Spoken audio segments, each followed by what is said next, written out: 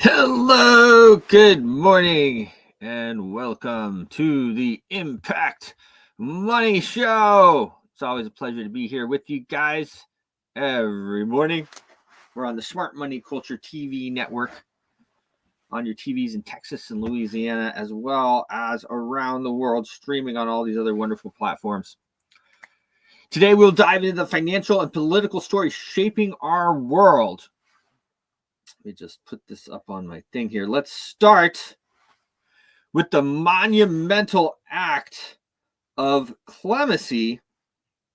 I mean, this guy Biden, he has really been going after it here. I mean, he's pardoning everybody. I don't know what the records are for pardons, but certainly in one day, I think he might have the record.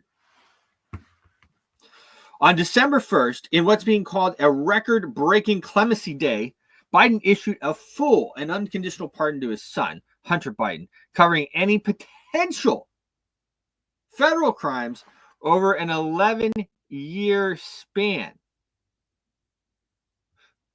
I mean, hey, if anything did happen or was to happen or anything, I mean, this is pretty funny that he went this far. Good morning to you, Johnny. Always good to see you, man. Up early like myself. I know how it is. Let me put my, I got the updated prices right here. Boom. As we go across. There we go. This unprecedented move by Biden was framed as correcting a miscarriage of justice due to political motivations. But this wasn't just about family. Biden also commuted roughly 1,500 sentences and pardoned 39 others, making the largest single day act of clemency in his term. The debate rages on about the timing and implication of these actions, especially as the Biden term winds down. Switching gears to the financial markets, the NASDAQ has just hit a historic 20,000 points, propelled by tech behemoths like Alphabet, Tesla, Amazon, and Meta. You probably saw the great Elon Musk put out on his X account, 420. He's so funny with his 420 and 69. He knows really how to just hammer a point home. I think a lot of us saw him smoking marijuana on Joe Rogan's show. Of course, his stock tanked after that, but he survived. He didn't look like he had smoked very much of it, though. So it's funny that he goes on and on with the jokes. This surge with the NASDAQ is amidst expectations of a Federal Reserve rate cut, which has sparked a bullish market sentiment. Over in the UK, Chancellor Rachel Reeves has kicked off a detailed spending review aiming for government efficiency. And in corporate news, Gen Digital's acquisition of money loan for $1 billion signals a bold move into the fintech space. Meanwhile, the dollar's strength has shaken emerging markets, with the currencies taking a hit. U.S. dollar slightly down today, but still in this upward trend, has been very strong as Trump is coming in, and people think that the dollar is a good place to be, even as we print and print and print. I think the long and short of it is the other currencies are printing so much also is part of it. Now, meanwhile, let's talk Bitcoin. As you know, my favorite asset. Well, Global Goose is also one of my favorite assets. But let's face it, Bitcoin has been life-changing, right? Bitcoin's changed the world. We changed the world. It is certainly something else when I look at a lot of the people I knew 10, 15 years ago and thought I was crazy. They don't think I'm crazy anymore. Or they might think I'm still crazy. But I was right. I'm crazy. There's a difference. I think that makes me eccentric, right? I'm not crazy. I'm just eccentric. The cryptocurrency Bitcoin has made headlines, of course, by surpassing the 100,000 mark. It is currently trading at about 100,250, somewhere around there, I personally opened a pretty big short around 100,000, 1,500 or 600 or something like that. So I'm writing it down. It's a little risky, of course, to short a bull market, but we trade up and down. That's what we do.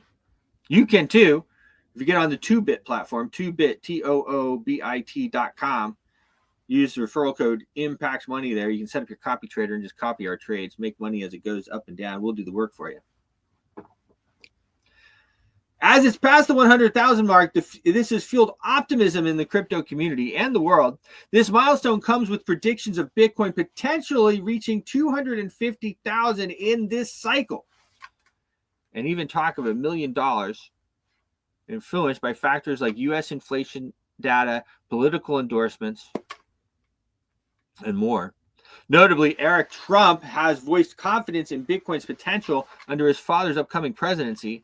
The market sentiment remains bullish, viewing any price dips as buying opportunity. However, not all digital assets are following suit. Pudgy Penguins NFTs have momentarily outvalued Bitcoins in terms of individual worth, sparking conversations about the futures of NFTs. Now, this is interesting about NFTs because a lot of people don't understand a lot about NFTs, obviously. But an NFT, you can put so much data in an NFT. It's like a phone app in a little teeny thing there. Okay, you can put so much data and so much code in an NFT. You can really do a lot with it.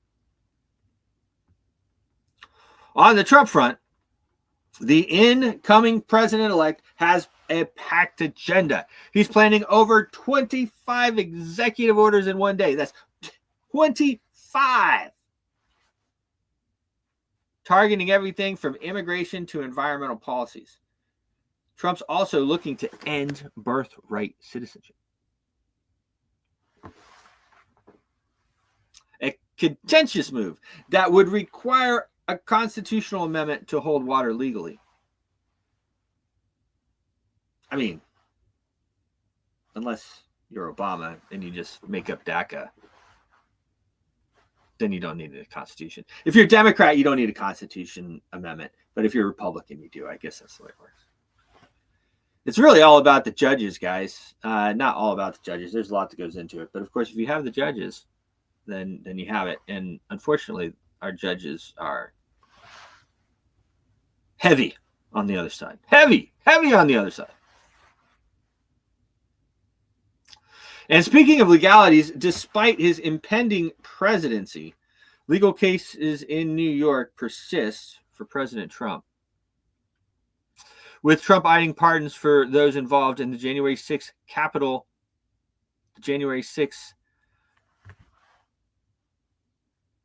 mostly peaceful protest.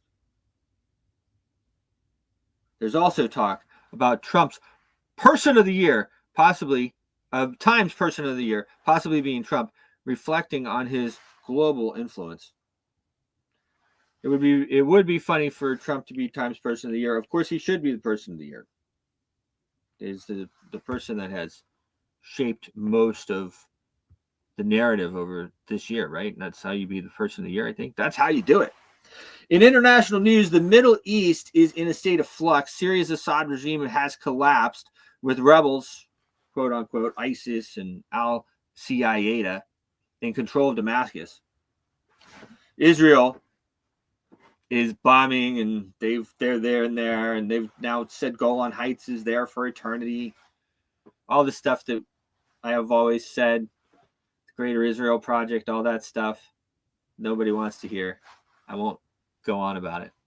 The situation in Gaza remains dire, with ongoing conflicts leading to significant civilian casualties. Whether you want to say it's 40,000 or 10,000 or whatever, man, there's a lot of dead people. There's a lot of dead people, a lot of dead kids, a lot of dead mamas. Really sad. It's really sad what's going on.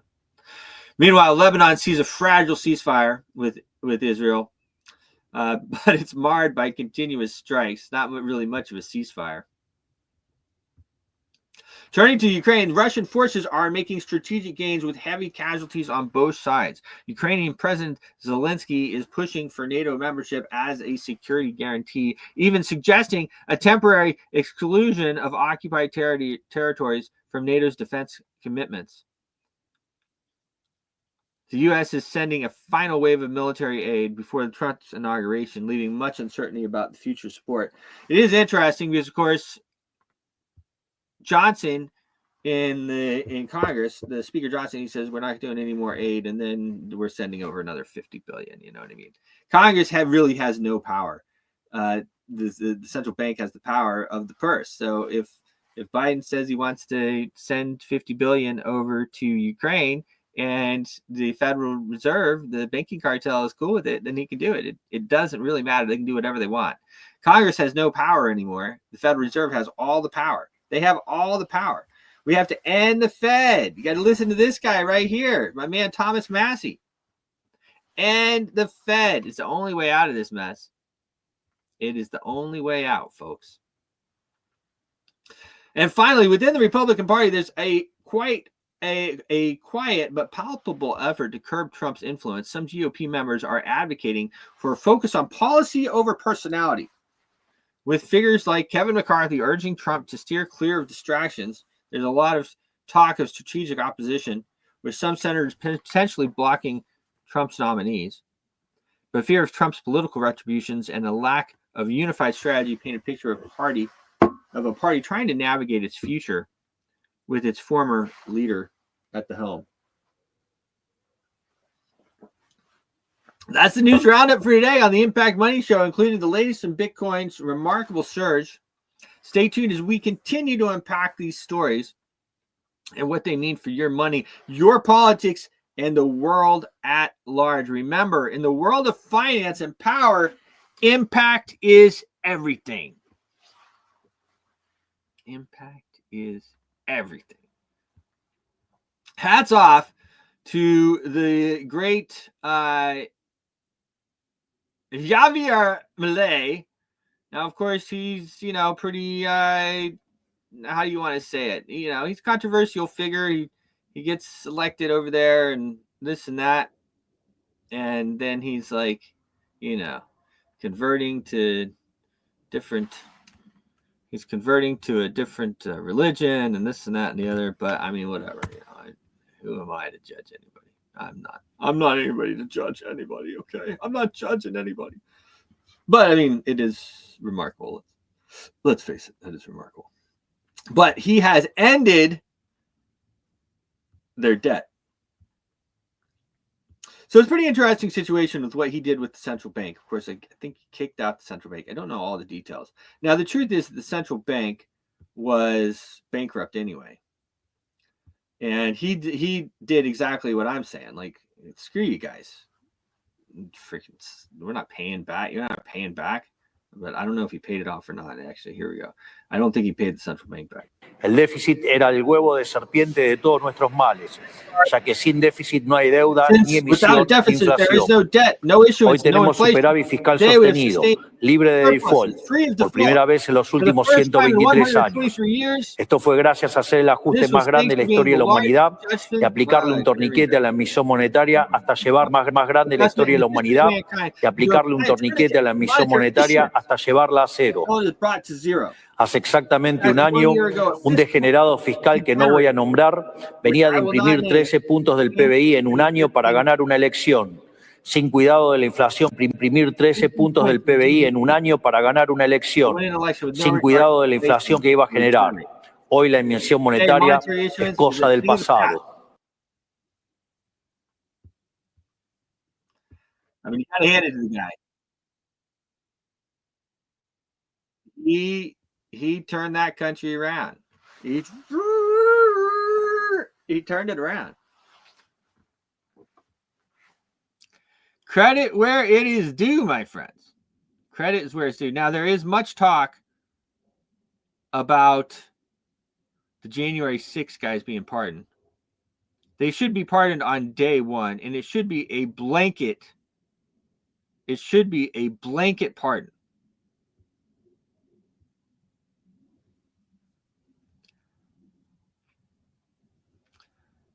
There should be no question.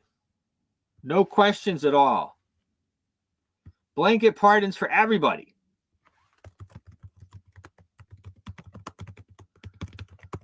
Blanket pardons for everyone.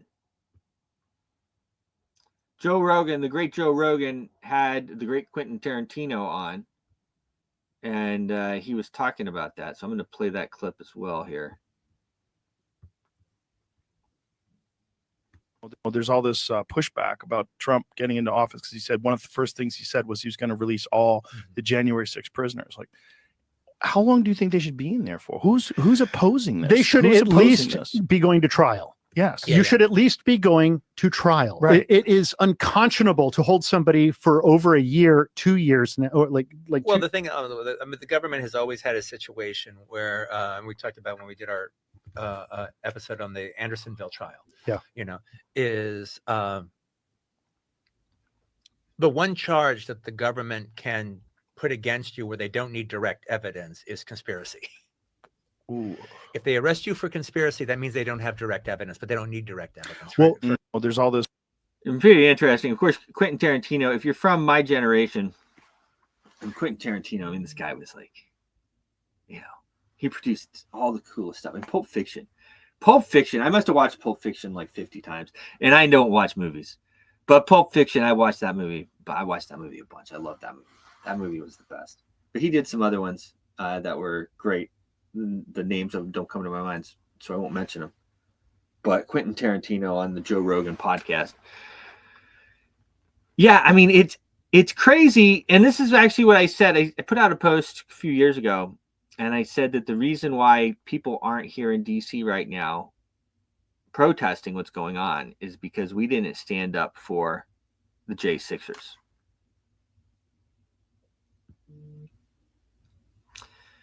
Yes, sir. I hear you, Johnny. We didn't stand up for the J6ers. We didn't go in there and demand that they were let go of jail.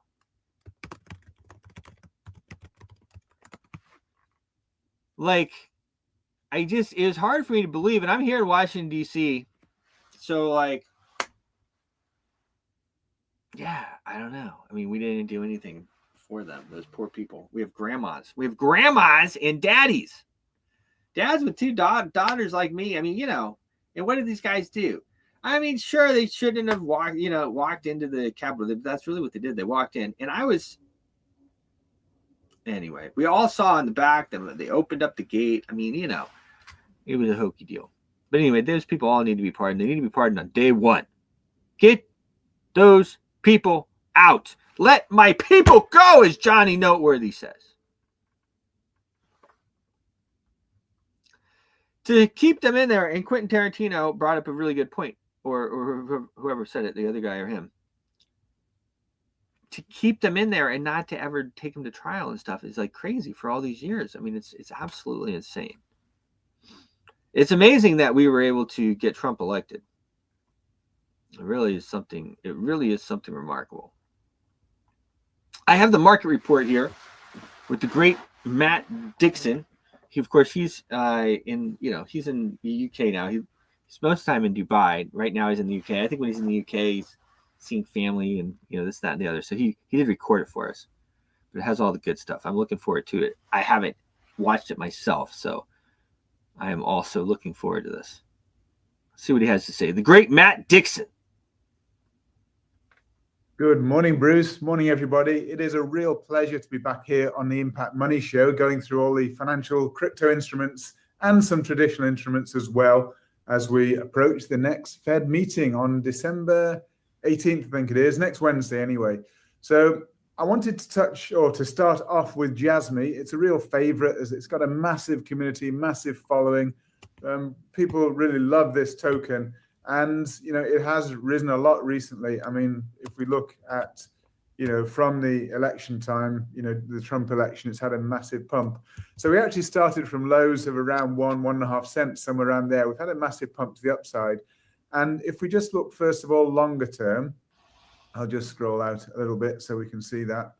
I measured basically from the bottom to the top of this wave, transposed to the bottom of this wave, and it gave us pretty much the top of the next wave. There's a couple of potential ways we can count this, but there's some interesting indicators I'd like to just touch on today. One of the simplest indicators that we have are moving averages. And it's very, very important sometimes when you get short and long-term moving averages crossing over. So I put two moving averages on here. I'm on the daily chart at the moment, and we have a short-term 50 moving average, which tends to move a lot more close to the price. And then we have a longer-term 200 moving average.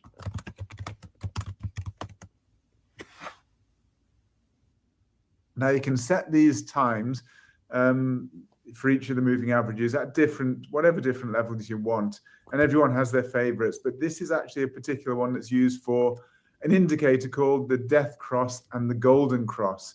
So quite interestingly, we had, you can see here, the short-term moving average is the 50, and this is back on September the 5th, 2024, this year.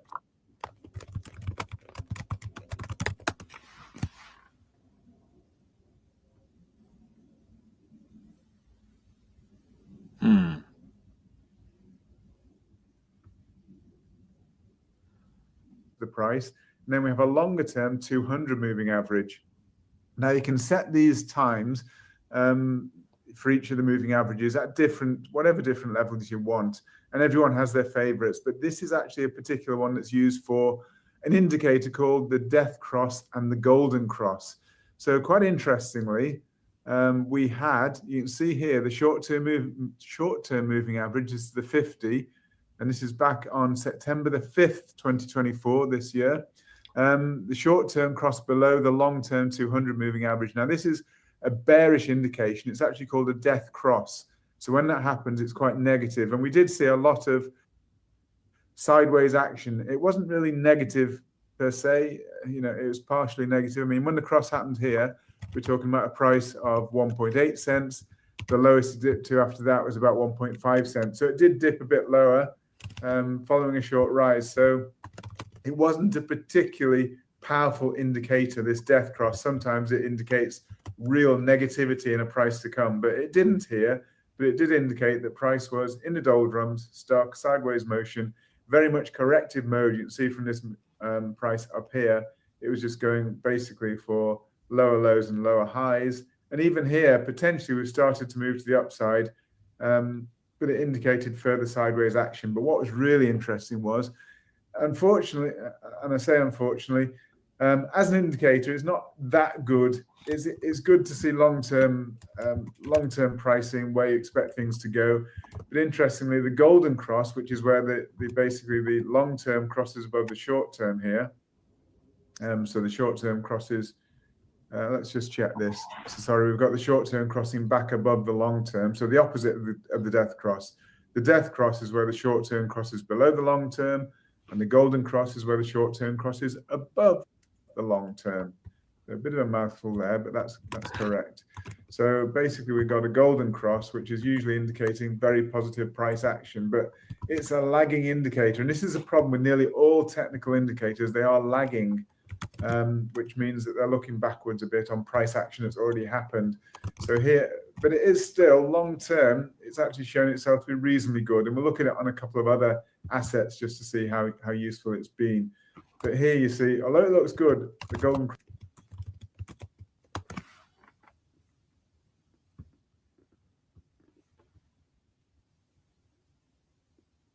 all technical indicators, they are lagging, which means that they're looking backwards a bit on price action that's already happened. So here, but it is still long-term. It's actually shown itself to be reasonably good. And we're looking at on a couple of other assets just to see how useful it's been. But here you see, although it looks good, the golden cross happened down here. It actually corresponds with the price up here, somewhere up here. So we were already highly elevated on the price. Interestingly, we got a peak in the price there, and the price has already come down before we got the golden cross. So golden cross about here, we're actually above the golden cross price at the moment. So actually, if you had jumped in, you'd have suffered a bit of negativity, but then we're actually in profit now if we just use the golden cross as an indicator, as a buy indicator. And we've got other indicators that we use as well, but I'm just focusing on these moving averages at the moment. So when we had the peak before, this was on very elevated RSI. We can see here when it's green, showing green here and also back here, it's showing overbought situation. And it's basically saying that the price is probably a bit overstretched at the moment. The volume's really rocketed to the upside along with the price, and just telling you it's a bit like when we look at the fear and greed index. This is really in a situation of extreme greed. So everybody's jumped in the market, they push the price to the upside, but once you've got all the buyers in, you can't find any more buyers. So there's really only people to take profit and push the price down, which is precisely what happened. And don't forget, we did warn of this on the Impact Money Show, a few days ago now, week ago, whatever, saying we're expecting there may well be a pullback. It's always dangerous to bet against a big trend when you've got a powerful uptrend like this. But just saying, be aware there could be a pullback. And it's actually been quite a substantial pullback. We hit a price of 6 cents here on Jasmy, and it fell to 3.5 cents. So, it's probably 40%. I don't know exactly, but about a 40% fall. So it was very substantial. So our warning was very relevant at the time, saying that we were in a very much overbought situation. I'm just looking to see here whether we had, let's just see, there was no divergence here on the long term. So I'm just trying to see, no particular divergences to see here as far as I can see. So the divergence indicator didn't show us anything, and it's not showing us anything right now on the daily. Let's just go down to the 4 hours, see if there's anything there for us to see in terms of divergences. Let's see, we do have some divergence, maybe. No, we don't. So right now, there's no particular divergence in play as far as I can see. So from the divergence perspective, there's nothing. This golden cross indicator was based on the daily price, and that's actually the most powerful as far as I'm concerned when you're looking at a golden cross indicator. If you're using it on the 4 hour, it actually is shown its usefulness here. It's probably more sensitive. Obviously, the shorter the time frame, the more sensitive it is, and the more accurate it is to a point, because at some point you get too much noise. So just random movement in prices when you get to shorter and shorter time frames. But 4 hours is pretty good. And actually 4 hours is my personal favorite time frame to trade on. So if we'd use that for the golden cross, which isn't strictly speaking correct, but you can use it. So that's where the golden cross occurred. Let me just show you, move that over there. That is where the golden cross occurred. So we can see here the short-term moving average crossed above the green long-term moving average. And that told us when to buy Jasmy. So the corresponding price to buy Jasmy there was 2.2 cents. That was where this indicator, this golden cross on the 4 hour, told you to buy at 2.2 cents. Bear in mind right now, the price is 4.3. So you're talking about 100% higher using this indicator alone. So on the 4 hour, it's not bad. And when you combine it with other indicators, it can be really powerful. So again, no particular divergences in play as far as I can see. We've got basically lower highs in price and we've got lower highs in RSI. So nothing in particular there as I can see in terms of divergence. But the last indication here, it was back, let's just see. It was 10th November. So it's actually just after the Trump election. The Trump election happened, let's just see, happened here. So the Trump election was actually the turning point. As was the case with a lot of the crypto and a lot of assets, it was the turning point. It was shortly, just very shortly after that, we got the golden cross indication. So when you've got a big fundamental event like the Trump election was very positive because obviously he's more positive crypto. We now have a new incoming SEC chair. So, a lot of positivity from a fundamental perspective. And then from a technical perspective, it was basically backed up by this golden cross here. And I'm quite sure, we actually did have some, let's just see. Yeah, again, no particular divergences. There is a bit of divergence there, but nothing to write home about. So anyway, we got this golden cross, very positive. And if you bought there, you'd be 100% up on your money. Even now, at the top, you'd have been almost, 150, 200% up on your money, probably, right at the peak. But since that, we've got an ABC down. Now, the big question is this ABC down complete? or is there more to go? Now, my gut feeling is there's probably more to go. And I mentioned that yesterday. We've had a bit of movement up in the past day or so, but I just think that this ABC down is, we've also got an ABC up at the moment. So it'd be a 3 down, 3 up. I'd still expect a further movement down with 5 waves. So I'm still very wary of these markets. I'm still not 100% keen on jumping into these markets, even though we're seeing Bitcoin back above 100,000. We'll look at Bitcoin in a moment and see where we are with that. And we'll look at Solana as well and just see where we are there. But I just think that it's just too simple just to see this as 3 waves. We do have 3 waves up at the moment. Clearly, this could turn into 5 waves if we get some movement up now before it crosses over the first wave up here. So we need to watch this price. If it crosses below there, then I think we'll see a bit more downside to complete the correction to the downside. So again, you've got to be really, really focused in on these moves. I just want to touch on a couple of things. So we've got, we had yesterday, got here the inflation rate. Now, interestingly, the inflation came out higher. Well, it was expected to come out higher. I mean, the forecast was 2.7%. The previous reading was 2.6%. And the reading came out at 2.7, which was what was expected. So we're seeing year-on-year inflation picking up. So it's picked up now for the past couple of readings. It was 2.4%, then 2.6%. Now it's 2.7%.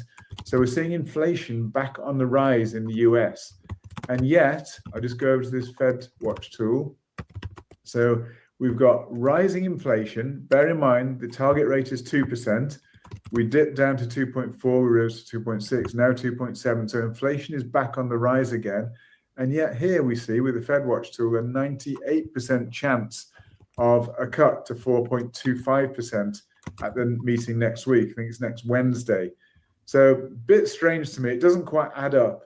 And it tells me they must be seeing something that we don't see. They must be seeing some deflationary pressures in the system that are going to come through. And the only deflationary pressures that we can see, I think, they may have more data to hand, but I think we're seeing unemployment ticking higher. And that's one of their mandates is obviously they need to control inflation. They also need to maintain full employment. So they've got conflicting mandates there that they need to balance to try to get to try to balance the equation to get the best out of the economy. So the economy is in the healthiest possible state.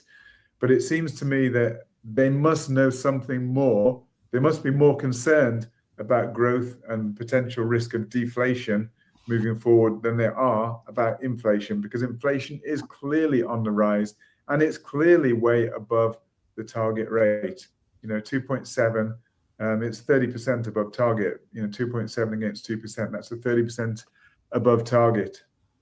So I basically think they must know stuff that we don't know, to be honest. They must be concerned about deflation in the future.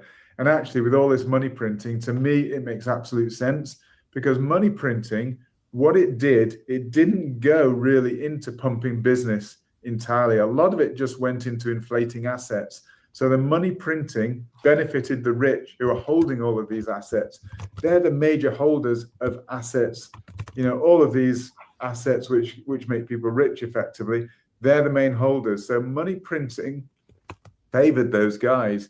But money printing going into these risk assets does not benefit the economy long term. It doesn't actually have the proper multiplier effect. It's the worst of all ways to stimulate the economy. So for me, this was a massive central bank mistake. And I'm only, I'm a nobody effectively, but, I'm just observing. It's a mistake because they're not actually generating real economic growth. They're just producing growth in risk assets, which benefits the rich and not the poor, because the poor people don't hold the majority of these risk assets. So it's a massive policy mistake as far as I'm concerned. It's going to come home. The chicken's going to come home to roost. It's going to be painful at some point in the future. But at the moment, we're still in a bull market.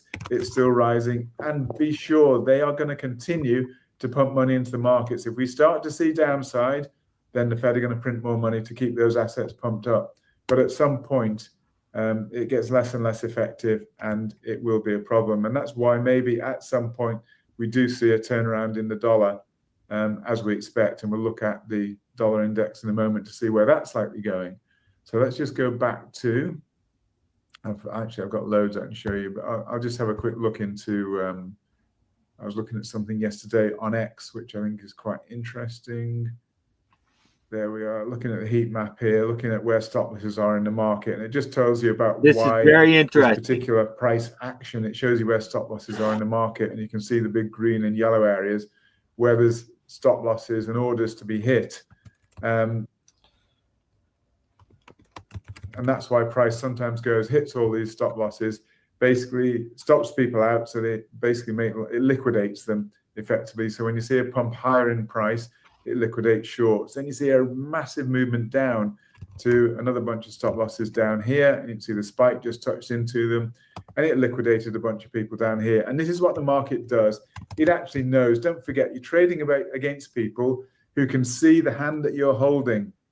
They know where your stop losses are, and that's how they can draw heat maps like this. They know where all the stop losses are in the market, so they can actually manipulate prices, move prices, even if it costs them money to move them. They know how much money they're going to pick up with all these liquidations above and below the market. So that's how the market moves. It moves against the majority of people, and that's why you will always find that the retail traders are the losers, and the majority of them will lose because these people can see the hand that you're playing, and they'll move markets to make sure that you make the least or lose the most out of your positioning in the market. So that was Jasmine. As I say, I think I'm suspecting there may be a bit more of a downturn, and if we cross below the top of this potential wave one, then it wasn't a wave one, it's just and in fact we've already crossed below it. I can see here's the potential wave one, so we crossed back below it. So for me, I think we'll probably see more downward movement now. I think this is now corrective to the upside. We've got corrective to the down, but I think we've also got corrective to the upside, so we expect more movement to the downside. So I do think we're headed for a couple of days downside perhaps in the market, but I'm not betting against the overall trend. I'm just saying, for me, maybe keep my powder dry. I'm not jumping into any long positions right now. That's my feeling on the market, but you might have your own. You may have your own form of analysis, which might tell you something different, but that's how I am feeling about the market. I mean, if I just jump across to dollar yen, which we touched on this loads of times, when dollar yen is on, moving to the upside, the markets are generally bullish, and we've seen that the past couple of days, haven't we? But it looks corrective right now. It looks like an ABC move to the upside, so I do think probably we get another move to the downside. Interestingly, this move up here hasn't crossed over this move down here, so still potentially it's a 1, 2, 3, 4, with a fifth wave down potentially to come. So according to this chart, again, short term, bit of negativity I expect in the markets because I'm expecting dollar yen to sell off a little bit further to the downside to complete perhaps a 5-wave move down, and that would be quite negative.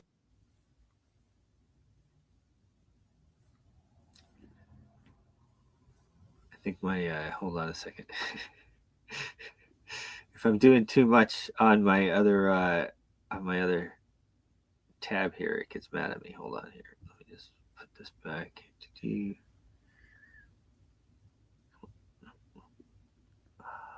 Hold on 1 second here. Boom. Move to the downside. Interestingly, this move up here hasn't crossed over this move down here, so still potentially it's a 1, 2, 3, 4, with a fifth wave down potentially to come.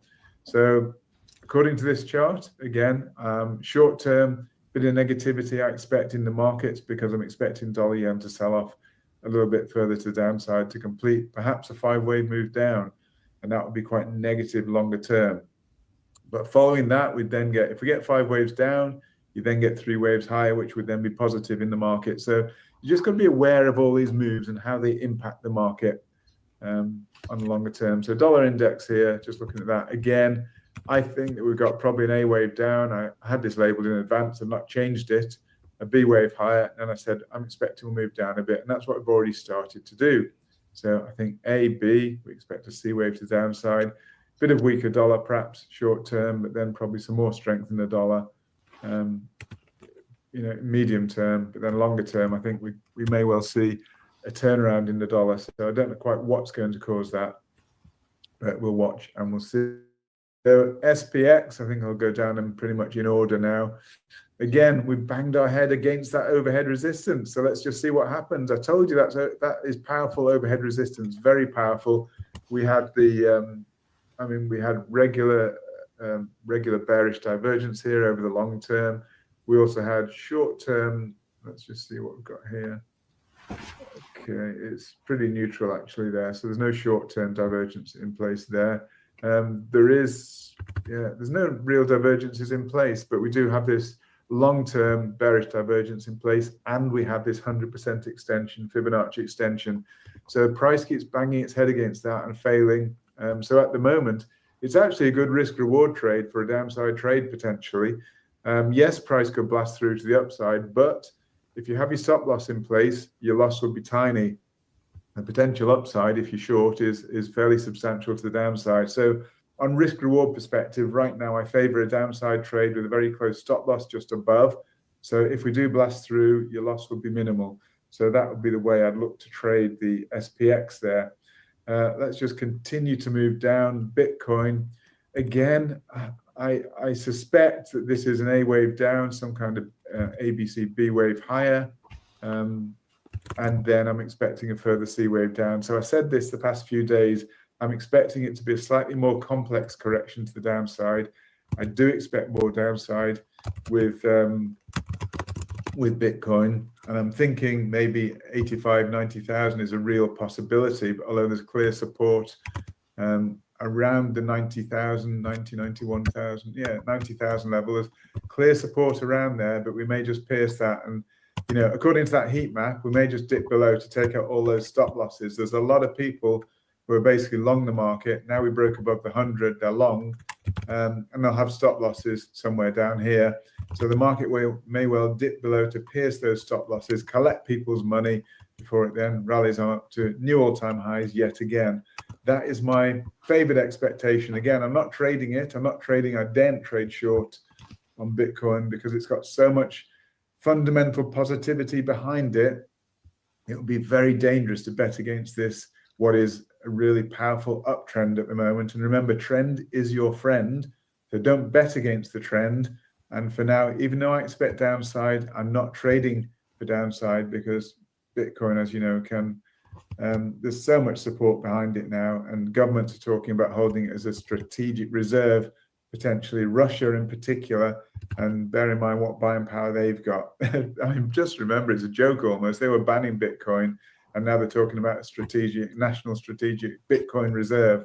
Even America, it's mooted. They may do that. So, it's not sensible to bet against Bitcoin at the moment, but basically maybe keep your powder dry, and if it drops lower, maybe buy more. That's the way I look at it at the moment. Solana, again, there's a couple of possibilities here.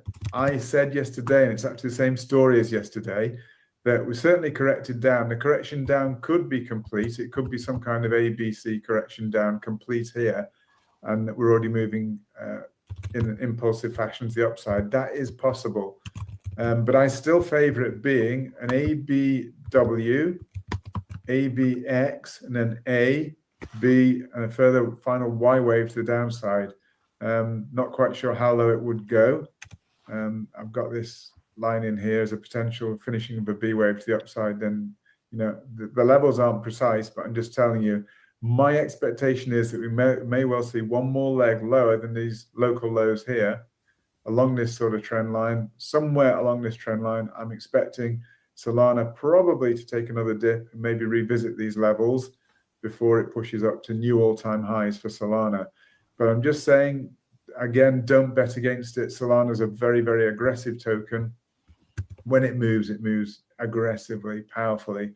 So the correction may already be complete here. So we could have already begun the impulse higher. But I'm just saying, I wouldn't jump in long at this stage because I think there's a real risk of downside. But my trade would be if the price declines lower and revisits this sort of rough trend line I've drawn in here, then I would look to basically add to my long positions at this stage because this looks very corrective. It looks very choppy, very overlapping. You can see, for example, this move up here has overlapped this move down here, just as one simple example of the overlap. So at the moment, we seem to be seeing lower lows and lower highs pretty much.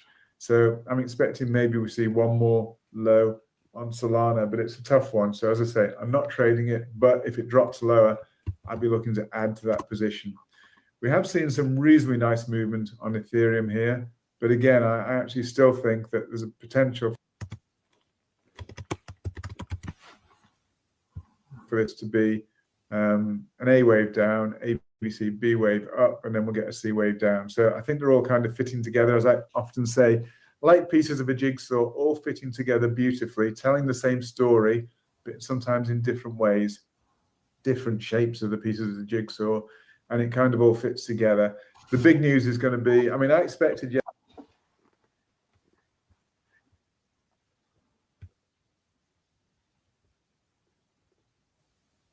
pieces of a jigsaw all fitting together beautifully, telling the same story, but sometimes in different ways, different shapes of the pieces of the jigsaw, and it kind of all fits together.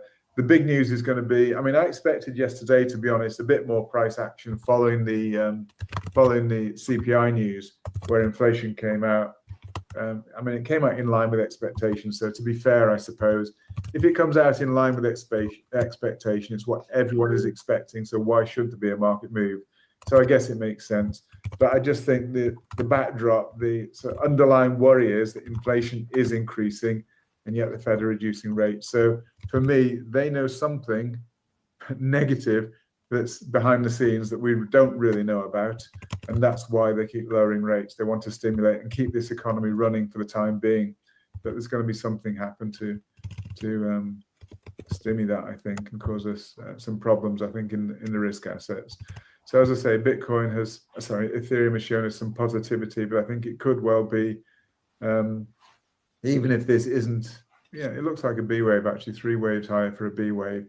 And even, we could just go a little bit higher to finish the B wave, but then I think another wave down to finish a larger A, B, C. Remember, these are all fractals like Russian dolls, waves within waves. So if it's an A, B, C to the downside, and then I think that would be time to jump in, take some long positions, and take some more benefit out of this market. Gold, it's gone again pretty well as expected. I'll just scroll out a little bit so we can see that longer term. I think we had an A wave down. I think we've got an A, B, and working on a C wave higher. Then I think we do get another leg down for gold. But short term, again, not looking to jump into new trades here. But if it does fall lower in a C wave here, that's when I'll be looking to add to my gold position to that sort of cornerstone, or maybe it's not the cornerstone, but certainly an element of your well-diversified portfolio should be gold. And if you want to know when to add gold, it would be, obviously, you buy the dips, you don't buy the peaks, because peaks are at some point going to be sold off, whereas dips are going to be at some point likely to be bought. So I'd look to buy dips. So I'm waiting for a further dip potentially in gold before I'd add to my position. But I do think gold has new all-time highs to come. XRP has been, again, we've got 3 waves down, pretty clear 3 waves down if you ask me, but I also think this move up is probably corrective. So I think one more leg down as well to come reasonably soon for XRP before we then push up again. And as I say, we might push to new all-time highs for XRP. We're not that far away. I think it's 330, somewhere around there, wasn't it? The all-time high for XRP.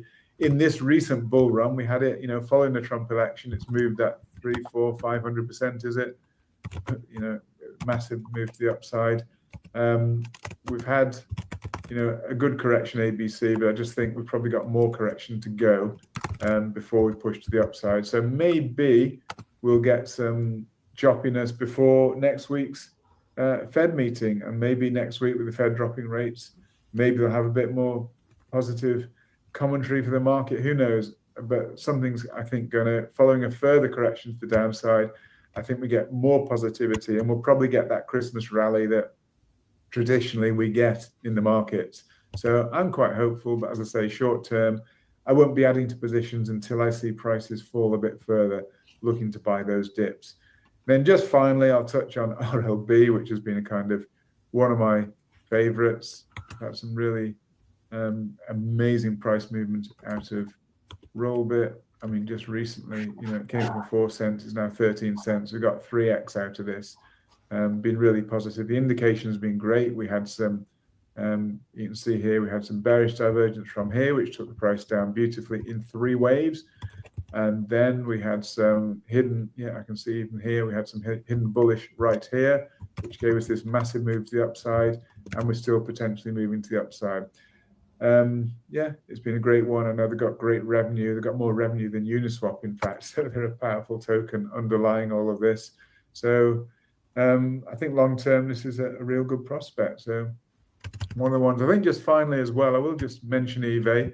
It's been absolutely in the doldrums. It's had all sorts of problems. It's still going through all sorts of problems. But having said that, and it's the trading volume is virtually zero. But even so, the last 14 days, 2 weeks, we've seen 7x on this token. 7x. So if you put your money in, you'd be 7 times your money. Long term, obviously, it's extremely negative and there's no liquidity. It's one of those, you wouldn't put a lot of money into it, but I wouldn't bet against putting, whatever's nothing for you, a few $100s or whatever, if you wouldn't notice that. It's on PancakeSwap. You can go onto the Telegram group and find the link. But basically, a few $100s here, when you get 7x in a couple of weeks, potentially, there's more X multiples to the upside, potentially. But it's a high risk one. So don't put too much, if you were going to do it, don't put too much into it. I've got an axe to grind here because I'm involved with this, with eBay. But I think potentially it's got a great future ahead, but it's high risk, so I wouldn't commit too much to it. But as I say, 7x isn't to be sniffed at. Even in the last week, it's done 103%, so not bad. That's about it for today. I know Bruce is doing quite a lot with 2bit, which is an amazing platform. I'm going to get more and more involved in that, and I'm going to start running my own copy trading facility on there because it seems to have some excellent functionality. Even the charting on there is pretty good. So and it's I think it's open to Americans as well. So I think it's great for you guys. Maybe take a look, make your decision. But I think it's a great choice and great functionality, and I love the platform. So thanks for today. Thanks for listening. Thank you, Bruce. Hope you have a great day and look forward to catching up tomorrow. Bye for now. The great Matt Dixon with the Market Watch Report. Always a pleasure to have him on here. Of course, he is in the UK right now, enjoying his family and doing his thing over there. So the great Matt Dixon, exactly, Johnny Noteworthy. Everybody, hey. With his market analysis. It is world-class. It's world-class market analysis that we get every day on the show. I can tell you that I trade a lot better. I trade a lot better than I used to. A lot better. I make a lot more money trading, and I've always done pretty well trading. Well, that's about it for us today. I'm going to play our 2bit commercial, as a matter of fact. He did mention 2bit. I'll play our 2bit commercial. We have more of this cool content coming up. Hey, Randy, I got another home run for us, man. This 2bit exchange is absolutely amazing. Hey, Bruce, what's up, man? Yeah, why don't you tell me about that 2bit exchange? Yeah, that's right. And we're going to be able to list our coins that we want, that we support, and they're going to be on this amazing derivatives platform. It's absolutely awesome. Derivatives? I love derivatives. I can't wait to be on the trade copy program. So what I want you to do is set up an account and then send me your UID, and let's set you up with a trade copy system, and you just let it run. Copy our trades. That's it. Easy peasy. So you want me to open an account, send you my user ID, and you hook me up with the trade copy system. I can't wait. Sounds spectacular. Hey, Matt. Hey, listen, I met with the guys at 2bit Exchange while I was in Dubai, and this platform really looks amazing. Yeah, hi, Bruce. Yeah, thank you again for that heads up. I mean, I've looked into this 2bit platform. It does appear to have everything we're looking for. Yeah, that's right. 2bit, TOOBIT. They have great liquidity. They have futures platform. There's a lot of functionality that I think you're going to like on there. And they really want to work with us. They want to work with the Impact Money Show. And as you and I both know, if they have a good product and they want to work with us, well, hey, that's half the battle. I mean, basically, I love that copy trade facility. I love the features on the platform. It's basically very simple to use. Our viewers only need to set it up to copy our trades, and they just do all the trades that we do. Makes it really easy for people to participate. I think they're going to love it. I'm pretty excited about it. And yeah, it's definitely going to benefit people. I mean, obviously with all the years of experience that we can pack into it and people can basically benefit from that. Yeah, I definitely think it's a goer. Hey, David. Yeah, man, I'm excited about it too. I mean, when you think of the ways that we can help our viewers earn money and be able to participate in the monetary revolution, this 2-bit platform just opens up all kinds of doors that they don't have right now. Hey, Bruce, I'm checking out this platform. It's revolutionary. That's absolutely correct. And the futures platform is amazing. Great liquidity. And the copy trader program, people are going to be able to make the trades exactly when we make them and make the money that we make. It's a win-win for everybody. Open for U.S. customers, and you can deposit money with a credit or debit card. Doesn't get better than this. Beautiful. And what do you think we should use as a referral code? I think we should use Impact Money. That's the one. Impact Money.